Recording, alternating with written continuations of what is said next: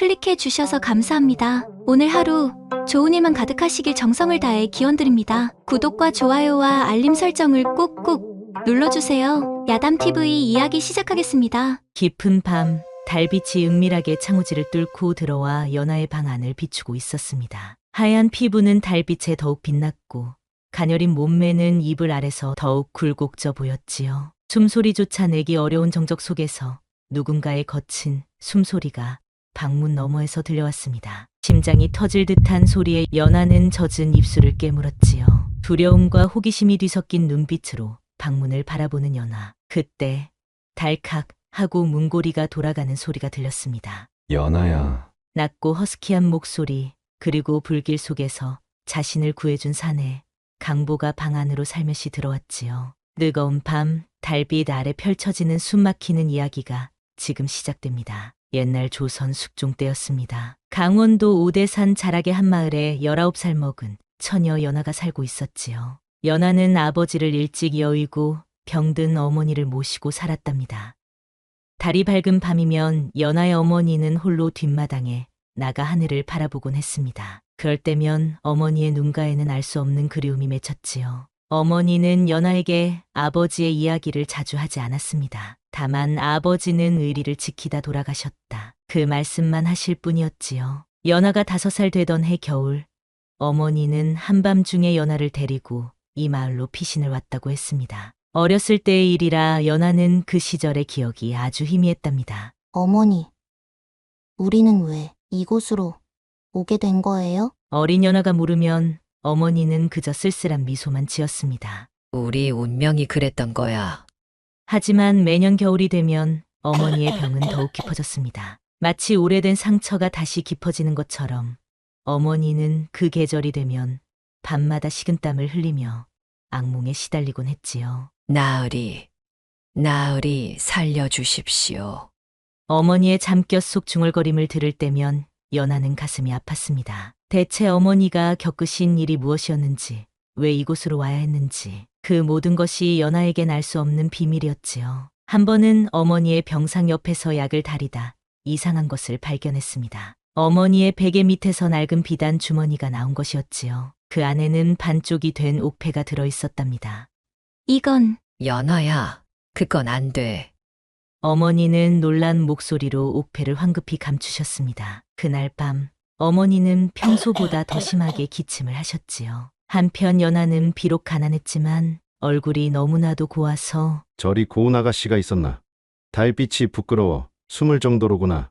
하며 사람들의 넋을 빼앗을 정도였지요. 특히 연하의 하얀 피부와 가녀린 몸매는 보는 이의 마음을 설레게 했습니다. 걸을 때마다 하늘하늘 춤추는 치마폭 사이로 드러나는 발목은 남정네들의 가슴을 두근거리게 했답니다. 하지만 연하는 그런 시선들을 애써 외면했습니다. 병든 어머니를 돌보느라 혼인할 생각은 꿈에도 하지 않았기 때문이지요. 연하야, 너도 이제 시집갈 때가 되었는데. 어머니, 그런 말씀 마세요. 저는 어머니 곁을 절대 떠나지 않을 거예요. 연하는 효심이 지극했지만 마을 사람들은 아름다운 그녀를 두고 아이고 저리 고운 처자가 시집도 못 가고 있으니 그러게 말일세 저 미모가 저승가서도 한이 되겠구먼 하며 수군거렸는데 연하를 탐내는 이들도 많았지요. 특히 마을 수령의 아들 박무석은 연하에게 집착하다시피 했는데 박무석은 간사하고 탐욕스러운 성정을 지닌 자였습니다. 아버지의 권세를 등에 업고 마을의 처녀들을 수없이 농락했지요. 아버지, 제가 저 계집을 꼭 차지하고 말겠습니다. 허면 내 뜻대로 하도록 해주마. 박무석은 연하에게 부귀영화를 약속하며 구애했지요. 연하 처자, 나를 받아들이면 내 어미의 병도 고쳐주고 부귀영화를 누리게 해주겠소.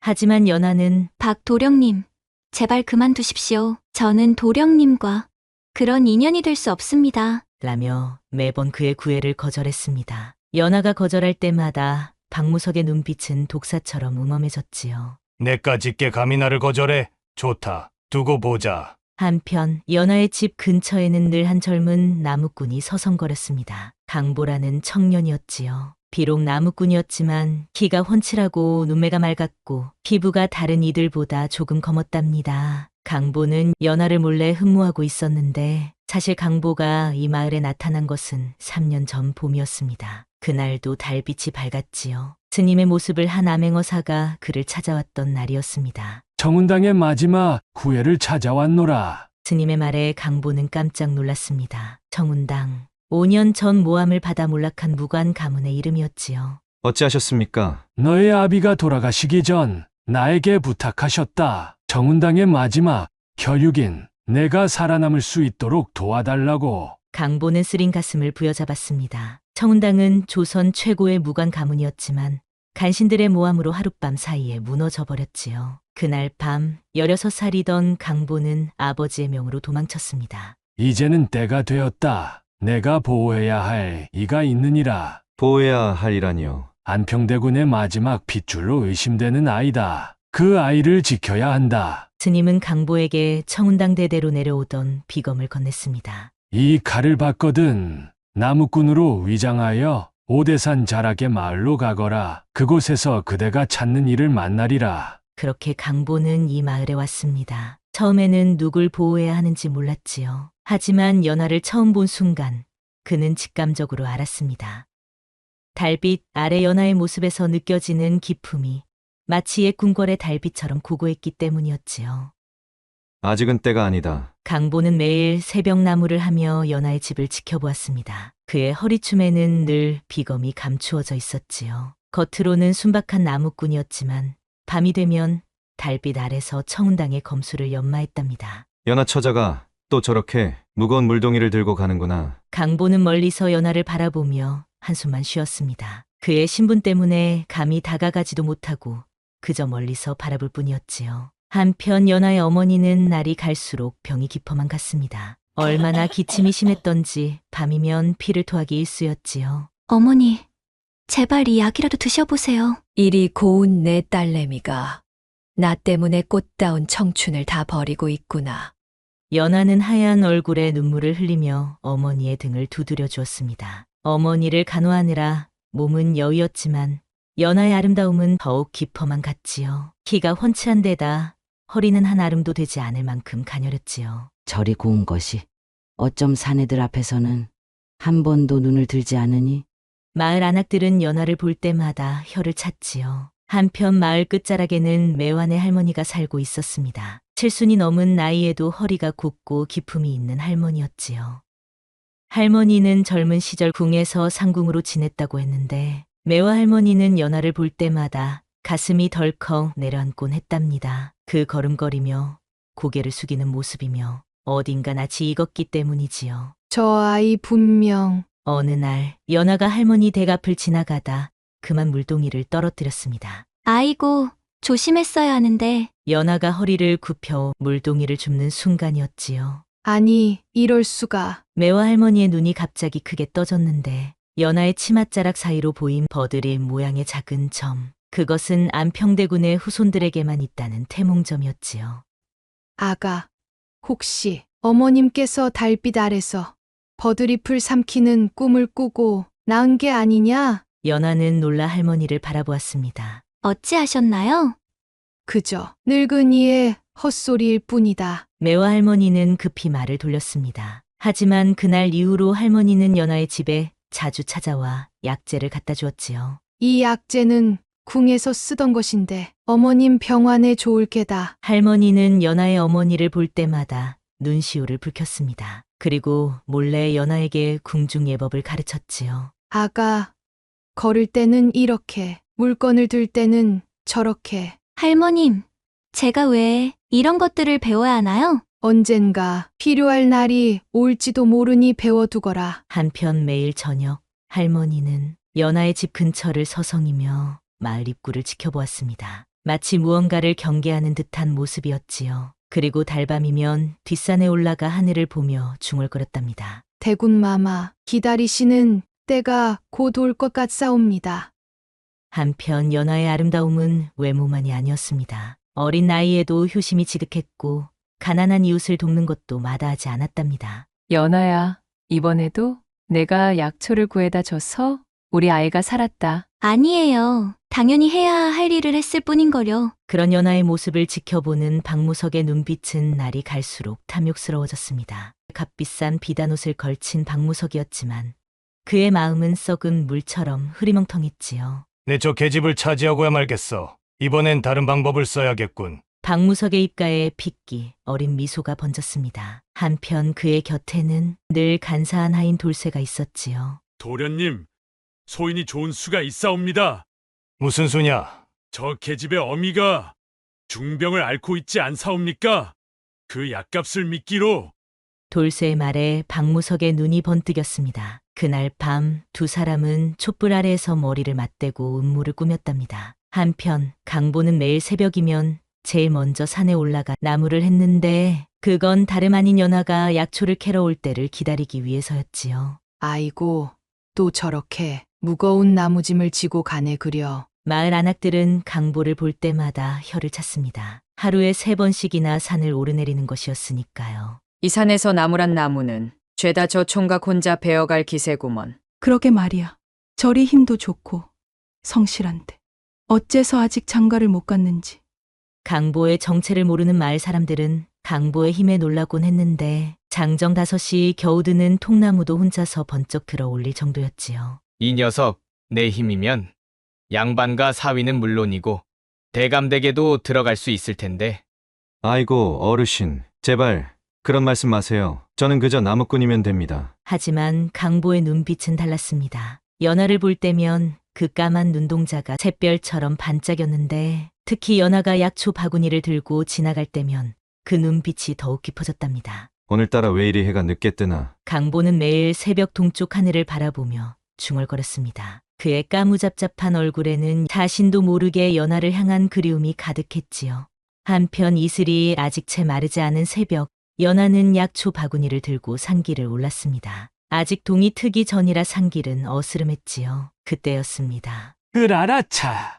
깊은 산속에서 웬 소리가 들려왔습니다. 연하는 깜짝 놀라 걸음을 멈췄지요. 인생은 한 장의 꿈이로다. 으하하. 산길 위쪽에서 휘청거리며 내려오는 스님이 보였습니다. 취기가 가득한 듯 비틀거리고 있었지요. 그런데 이상했습니다. 스님의 걸음은 휘청거렸지만 그 발걸음만은 마치 구름을 밟듯 날렵했답니다. 스님, 어찌 이리 취해 계시는지요? 연하가 걱정스러운 마음에 한 걸음 다가가려는 순간이었습니다. 거기 서거라. 스님의 목소리가 마치 천둥처럼 울려 퍼지자 연하는 그 자리에 얼어붙었지요.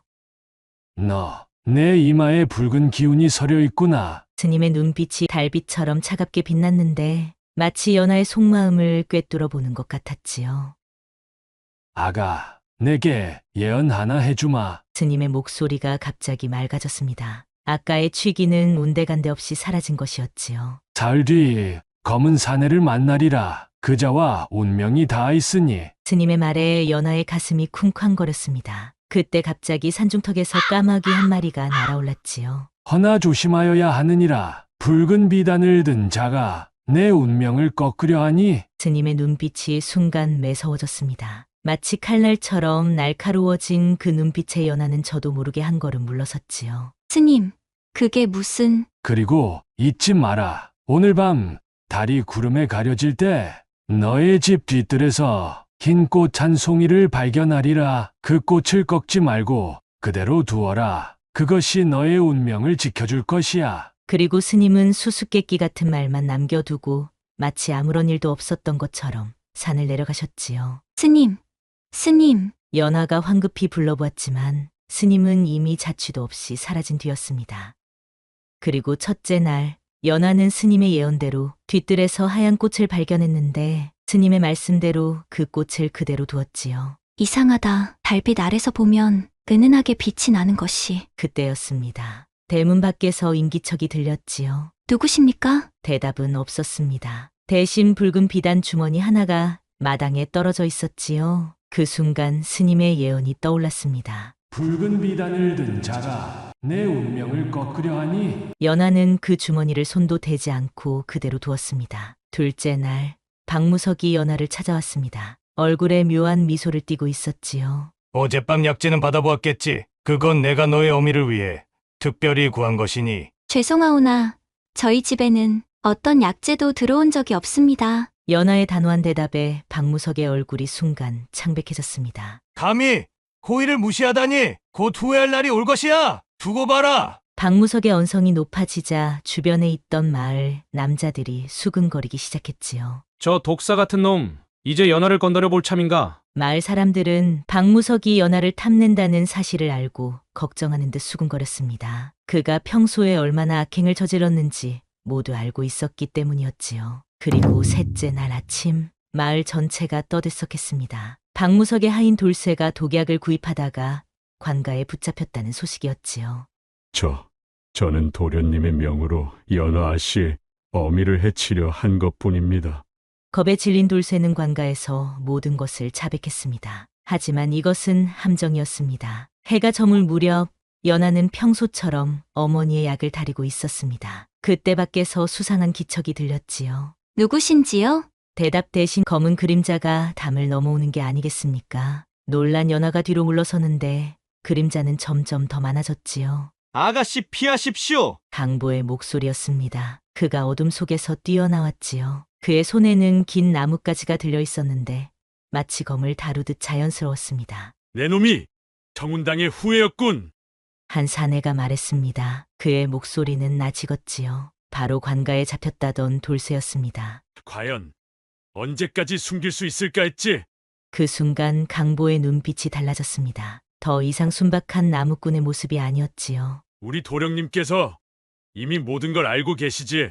안평대군의 피를 이은 연하 아가씨와 그녀를 지키는 정운당의 마지막 후예까지. 강보는 연하를 자신의 등 뒤로 숨겼습니다. 스님께서 이미 경고하셨지. 오늘 밤이 그들의 마지막 기회가 될 거라고. 순간 달빛이 구름에 가리자 강보의 손에 들린 나뭇가지가 달빛에 번쩍이더니 어느새 그것은 청운당의 갑오 청검으로 변해 있었지요. 잡아라!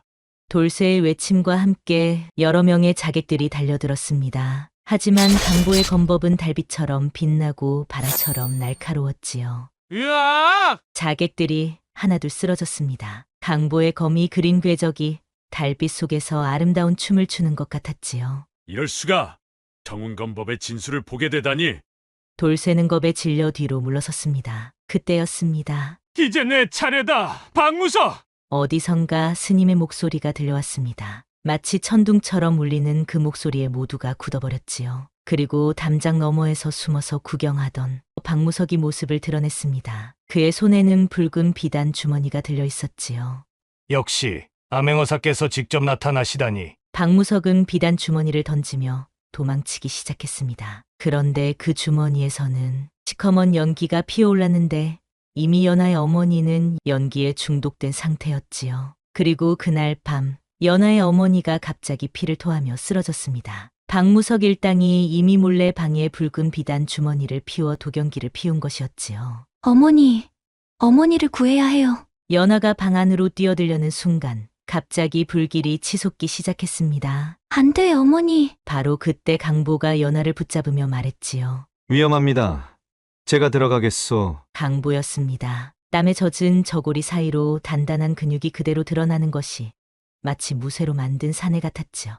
하지만 걱정 마시오. 제가 어머님을 꼭 구해내겠습니다. 강보는 망설임 없이 불길 속으로 뛰어들었습니다. 제발 무사하시길. 연하의 간절한 기도가 하늘에 닿았는지 강보는 연하의 어머니를 안고 무사히 나왔습니다. 하지만 그의 옷깃은 불길에 타서 반쯤 벗겨져 있었는데 땀에 젖은 강보의 모습에 연하는 눈을 떼지 못했답니다. 불빛에 비친 그의 단단한 팔뚝과 넓은 어깨는 나무꾼의 그것이 아닌 듯했지요. 괜찮으십니까? 강보가 한 걸음 다가오자 연하는 가슴이 쿵쾅거렸습니다. 그의 숨결이 귓가에 닿을 듯 말 듯했지요. 저는 괜찮아요. 연하의 떨리는 목소리가 밤 공기를 타고 흘렀고 그 순간 두 사람의 눈빛이 마주쳤습니다. 아가씨. 강보의 낮고 깊은 목소리에 연하의 온몸이 떨렸습니다. 그의 시선이 연하의 붉어진 입술에 머물렀지요. 마치 시간이 멈춘 것처럼 달빛만이 고요히 내리는 그때 연하는 스님의 예언을 떠올렸습니다. 검은 사내를 만나리라. 그자와 운명이 닿아있으니. 스님의 예언대로 연하는 검은 사내 강보를 만나 위기에서 벗어났고 그의 용감함에 마음이 흔들리기 시작했습니다. 이렇게 연하와 강보의 운명적인 만남이 시작되었지요. 이 무슨 소란이냐? 불길이 잡히고 사람들이 안도의 숨을 내쉬는 순간 술에 취한 듯 휘청거리는 그 스님이 나타났습니다. 그런데 이상하게도 휘청거리는 걸음과는 달리 그의 눈빛은 칼날처럼 날카로웠답니다.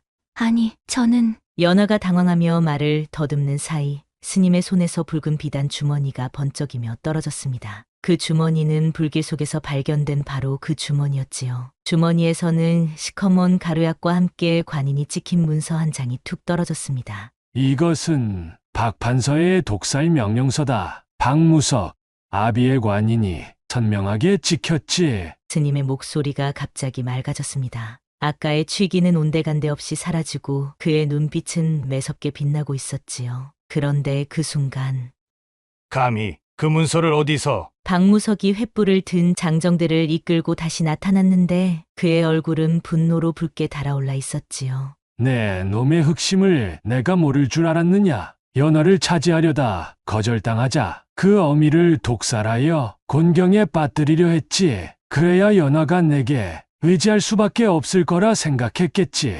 스님은 붉은 비단 주머니를 높이 들어 올렸습니다. 달빛 아래 붉게 빛나는 주머니는 마치 피 묻은 증거물 같았습니다.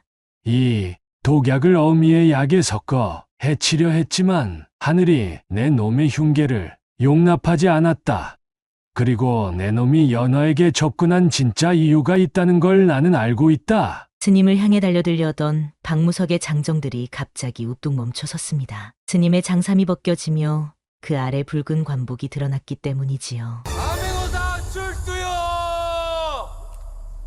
본관은 암행어사 이현이다. 어사의 손에 들린 마패가 달빛에 번쩍였습니다. 이미 내 하인 돌쇠가 모든 것을 자백했다. 내가 어떻게 이 독약을 구했는지, 어떻게 연화의 어미를 해치려 했는지 모조리 저놈을 잡아라. 어사의 호령과 함께 관군들이 들이닥쳐 박무석과 장정들을 에워쌌습니다. 이럴 순 없다. 박무석은 발악했지만 이미 그의 팔은 관군들에게 붙잡혀 있었지요. 내 놈의 아비도 이미 체포되었다. 백성을 수탈하고 관직을 매매한 죄. 이제 더 이상 도망칠 곳은 없다. 그때 말발굽 소리가 요란하게 울리며 금부도사가 이끄는 병력이 들이닥쳤습니다. 하지만 박무석의 입가에 스치는 희미한 미소를 어사는 놓치지 않았습니다. 도망갈 곳이 없다고요? 이제 시작일 뿐입니다. 박무석의 말에 어사의 눈빛이 날카로워졌습니다. 어사님, 서인 세력이 움직이기 시작했습니다. 금부도사가 어사의 귀에 대고 무언가를 속삭였습니다. 그래, 드디어 저들이 모습을 드러내는구나. 어사는 강보를 바라보며 말했습니다. 이제 알겠느냐? 박무석의 뒤에는 더 큰 세력이 있었다. 그들이 20해 전 안평대군 가문을 무너뜨린 자들입니까? 강보의 눈빛이 차갑게 빛났습니다. 그렇다. 서인 세력은 안평대군의 후손이 아직 살아있다는 것을 알고 있었다. 그래서 박무석을 이용해 연하를 찾으려 한 것이지. 하지만 왜 20해가 지난 지금에서야? 연하의 어머니가 떨리는 목소리로 물었습니다. 안평대군께서 남기신 예언 때문입니다. 20해가 지나면 우리 가문의 핏줄이 다시 일어날 것이며 그때 숨겨둔 비밀이 세상에 드러나리라. 그 순간 박무석이 갑자기 크게 웃는 게 아니겠습니까? 맞습니다. 안평대군께서 숨겨둔 비밀, 그것만 있다면 조선의 정권을 뒤엎을 수 있다고 하지 않습니까? 과연 그대들이 찾는 것이 그것이었군. 어사의 눈빛이 서늘해졌습니다. 그래서 연하를 납치하려 했던 거냐? 하지만 이미 늦었다. 지금쯤 서인 세력의 군사들이 박무석의 말이 채 끝나기도 전에 멀리서 불길이 치솟았는데 한양 도성 쪽에서 전투가 시작된 것이었지요. 어사또 박판서의 저택에서 독약 제조 증거를 모두 찾아냈습니다. 그리고 이것도 발견했사옵니다. 금부도사가 어사에게 옛 문서 하나를 건넸습니다. 달빛에 비친 문서에는 안평대군가라는 글자가 선명하게 새겨져 있었습니다. 이제 모든 것이 밝혀졌구나. 어사는 연하를 바라보며 말했습니다. 내가 바로 안평대군의 후손임이 확실해졌다. 20해 전 내 가문이 모함을 받아 몰락했을 때 내 어미께서 너를 데리고 이곳으로 피신해 온 것이지. 연하는 놀라 어머니를 바라보았지요. 그동안 아무것도 모르고 살았던 자신의 숨겨진 신분이 이제야 드러난 것이었지요. 이제 너희 가문에 억울함이 풀렸으니 어서 어머님을 모시고 궁으로 돌아가거라. 연하는 어사의 말에 잠시 입술을 깨물었습니다. 궁궐로 돌아가 안락한 삶을 살 수 있다는 기쁨보다는 강보와 헤어져야 한다는 생각에 가슴 한켠이 아려왔기 때문이었지요. 연하는 조심스럽게 고개를 저으며 강보를 향해 시선을 돌렸는데 강보의 눈동자는 밤하늘의 별처럼 반짝이며 연하를 향하고 있었습니다. 그 눈빛에서 연하는 변치 않는 사랑과 믿음을 읽을 수 있었지요. 나으리, 저는 궁궐로 돌아갈 수 없습니다. 무슨 말이냐, 연하야. 이제 너는 안평대군의 후손으로서 궁궐에서 마땅히 누려야 할 것을 누릴 수 있다. 나으리 말씀처럼 이제 모든 것을 되찾을 수 있다는 것은 잘 압니다. 하지만 저는 강보와 이곳에 남고 싶습니다. 연하의 단호한 목소리에 어머니는 놀라 눈을 크게 뜨며 말했지요. 연하야, 무슨 말을 하는 것이냐?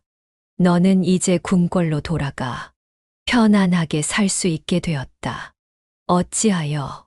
어머니, 저는 궁궐의 부귀영화보다 강보와 함께 이곳에서 사는 것이 더 행복할 것 같아요. 그는 불길 속에서 저와 어머니를 구해주었고 저는 그가 얼마나 저를 깊이 사랑하고 있는지 이제 알 것 같아요. 강보는 연하의 진심이 담긴 고백에 감동하여 그녀의 손을 꼭 잡았는데 그의 손은 거칠지만 따뜻했습니다. 연하 아씨, 저 역시 아씨와 함께라면 어디든 상관없습니다. 평생 아씨 곁을 지키며 행복하게 해드리겠습니다. 어사는 두 사람의 손을 맞잡은 모습을 보며 흐뭇한 미소를 지으며 말했지요. 연하야, 내 말은 잘 알겠다. 허나 내가 정녕 누구의 후손인지 어떤 억울한 일을 당했는지 알아야 할 것이다. 어사는 잠시 숨을 고르고 연하에게 말을 했습니다. 연하야, 너는 안평대군의 후손이다. 안평대군은 글과 그림에 뛰어난 재능을 가진 왕족이었지만 권력을 탐하는 무리에게 모함을 받아 억울하게 죽음을 맞이했지. 그리고 너의 어머니는 안평대군의 충신의 딸로 간신히 너를 데리고 이 마을로 피신하여 목숨을 부지할 수 있었다. 연하는 어사의 이야기를 들으며 갑자기 왕족의 후손이라는 사실에 충격과 슬픔에 휩싸였습니다. 그럼 저는... 연하는 말을 잇지 못하고 눈물을 흘렸고 어머니는 연하를 품에 안고 다독이며 말했지요. 연하야, 이제 모든 것이 밝혀졌다. 너는 더 이상 숨어 살 필요가 없어. 궁궐로 돌아가 너의 자리를 되찾으려. 강보 또한 연하를 지지하는 듯한 눈빛으로 바라보며 말했지요. 연하 아씨, 어떤 선택을 하시든 저는 아씨 곁에 있겠습니다. 어사는 그런 두 사람을 보며 다시 입을 열었습니다. 연하야, 강보야, 너희들의 진심을 알겠다. 안평대군께서도 분명 너희들의 선택을 기뻐하실 것이다. 어사는 품에서 작은 옥패를 꺼내 연하에게 건네며 말했지요. 이것은 안평대군께서 생전에 항상 지니고 다니시던 옥패지. 이 옥패를 가지고 있다면 언제든 궁궐의 도움을 받을 수 있을 것이다. 부디 몸 건강히 행복하게 살아가거라. 연하와 강보는 어사에게 감사 인사를 전했습니다. 그리고 그날 밤 연하의 뒤뜰에 피어있던 하얀 꽃이 붉게 물들기 시작했지요. 한 달 뒤 오대산에 봄이 찾아왔습니다. 매화 할머니의 주도로 마을 전체가 연하와 강보의 혼례 준비로 분주했답니다. 아가씨, 이건 제가 궁에 있을 때 감춰두었던 혼례복이옵니다. 매화 할머니는 눈물을 글썽이며 보물처럼 간직해온 옷을 연하에게 건넸지요. 그리고 혼례식 날 놀라운 일이 벌어졌습니다. 어디선가 구름을 타고 내려오는 듯한 검은고 소리가 들려왔지요. 스님이었습니다. 이 검은고는 안평대군께서 생전에 가장 아끼시던 것이다. 이제 그 선율이 다시 울리는구나. 연하의 어머니는 그 소리를 듣자 오랜 기억이 떠오르는 듯 눈물을 흘렸습니다. 대군 마마께서 항상 이 곡을 연주하시던 그 봄날이 생각나는구나. 마치 안평대군의 영혼이 두 사람의 혼인을 축복하는 것 같았지요. 보라, 안평대군께서 예언하신 대로다. 우리 가문의 꽃이 다시 피어날 때 새로운 봄이 시작되리라. 어사의 말에 모두가 숙연해졌습니다. 그날 이후 강보는 청운당의 무예를 마을 젊은이들에게 가르치기 시작했고 연화는 어머니와 함께 매화 할머니에게 배운 궁중의술을 전하며 백성들을 돌보았지요. 세월이 흘러 강보와 연화에게는 아들이 태어났는데 아이의 왼쪽 발목에는 버드림 모양의 점이 있었지요. 안평대군의 피가 이어진다는 증표였습니다. 사람의 인연이란 하늘이 정하는 것이니 궁궐의 옥패를 버리고 평범한 삶을 택한 연하의 마음이야말로 진정한 덕이었으며 자신의 안위보다 충의를 먼저 생각한 강보의 마음이야말로 참된 선비의 도가 아닐까요? 오늘 이야기는 여기서 마치도록 하겠습니다. 오늘도 야담TV를 시청해주셔서 감사합니다. 앞으로도 이런 따뜻한 이야기로 여러분을 찾아뵙도록 하겠습니다. 구독과 좋아요, 알림은 새로운 이야기를 만드는 큰 힘이 된답니다. 그리고 뒤에 뜨는 다음 이야기도 놓치지 마세요. 여러분의 하루가 행복하시길 정성을 다해 기원합니다.